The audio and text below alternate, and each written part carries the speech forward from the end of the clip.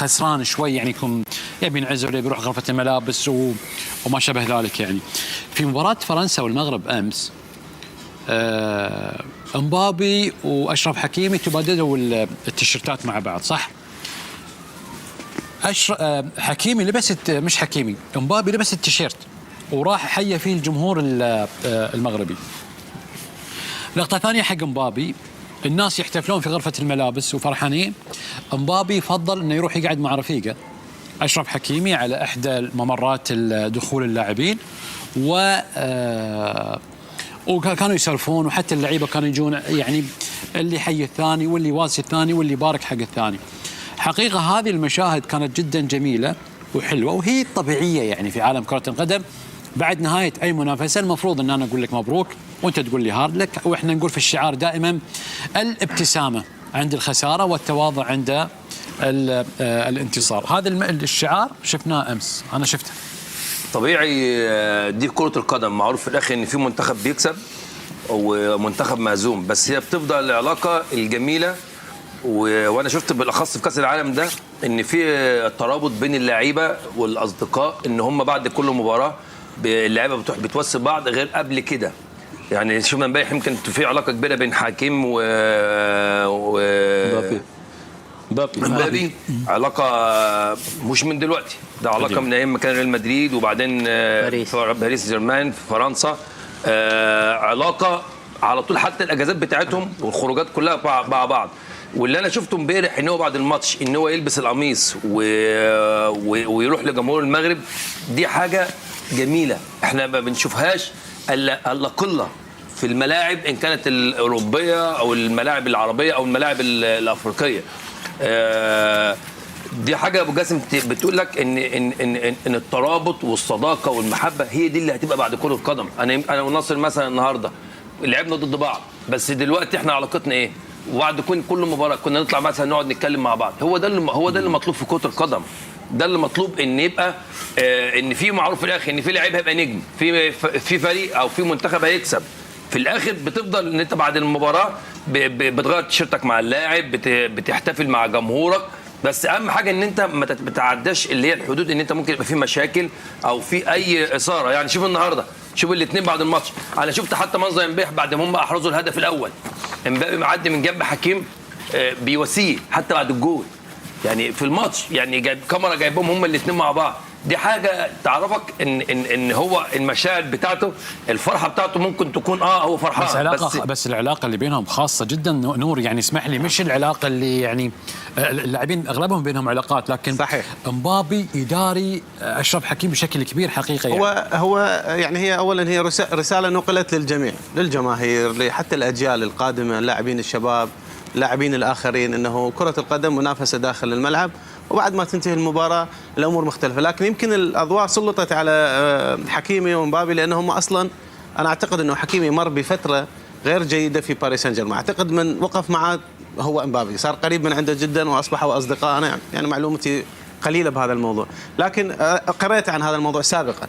هو من وقف معه فتره عانى نفسيا وما كان يلعب وما كان يؤدي، ومبابي صار قريب من عنده. فانعكست هذه حتى على البطوله بها رسائل كثيره، منها هذه اللقطات، تغيير التيشيرتات، ايضا تحيه الجماهير للاعبين الكبار، هذه ايضا كانت من الرسائل المهمه في هذه البطوله.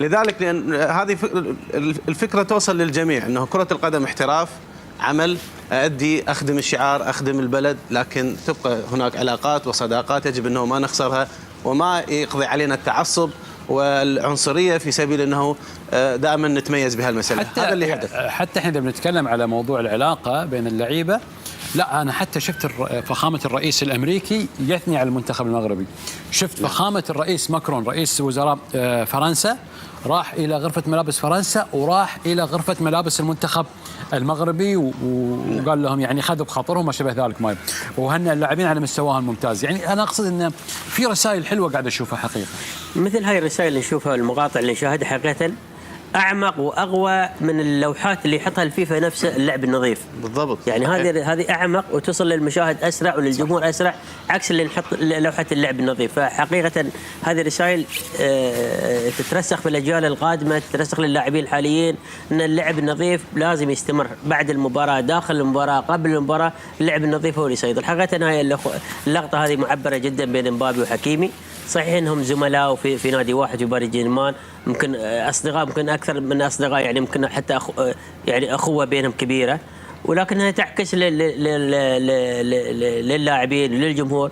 احنا في الملعب لنا فنياتنا، وخارج الملعب او قبل الملعب احنا اصدقاء، ولو انتهت المباراه اصدقاء. شوف امبابي يعني بكل فخر. شوف التيشيرت منين؟ نعم. حكيم حطه فين؟ علشان يشوفون، مش حط عشان الناس تشوف ترى حتى حكيم لبس التيشيرت بهالطريقه، نفس لبس الحكايه، التيشيرت امبابي بهالطريقه، مش الاسم ورا الاسم قدام. دي حاجه رساله بتوصل لكل الناس ولكل العالم.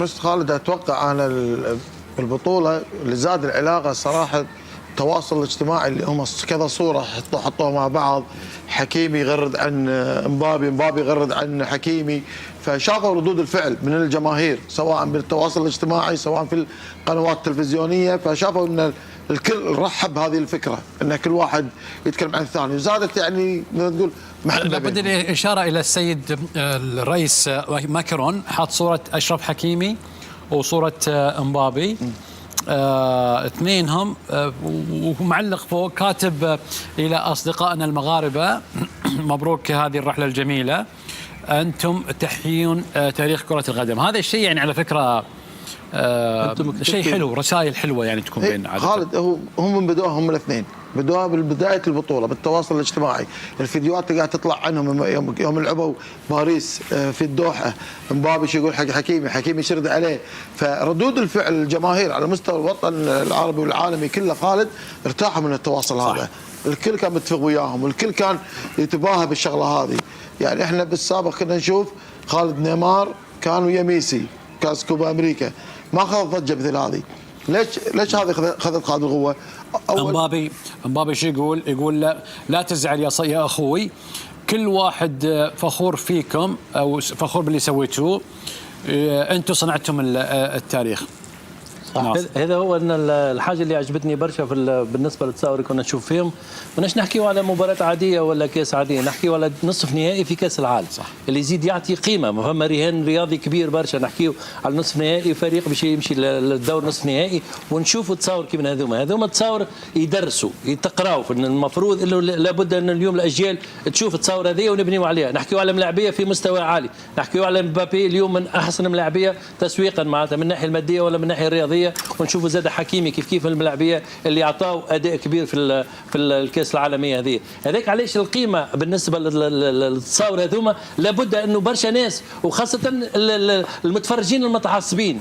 فبعد انا نشوف بعد ساعات المشكل مش حتى في اللعيبه برك، فما جماهير متعصبه تحب لابد تكون الانتصارات كل الفريق نتاعها، لكن لابد نشوفوا الناس تتنافس على كاس العالم ونهايه كاس العالم، كيفاش تخرج التصوير هذه لابد ان ندرسوا عليها. طيب خلونا نروح الى الصحافه